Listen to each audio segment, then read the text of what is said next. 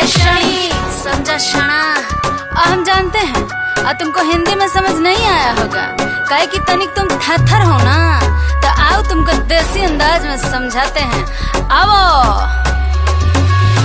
तेरा जहो हमारे चक्कर में बर्बाद हो जाइबा, तेरा जहो हमारे चक्कर में बर्बाद हो जाइबा। तो सुना छोड़ा कुल चौह करे आबाद हो जाइबा, सुना छोड़ा कुल चौह करे आबाद हो जाइबा। सब हमरे पे लुटाइबा ता तू का खोइबा, सब हमरे पे लुटाइबा ता तू का खोइबा।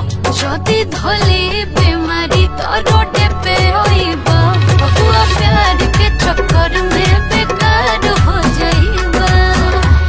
समझा शणा, दिमाग में लेने का। अभी चलो।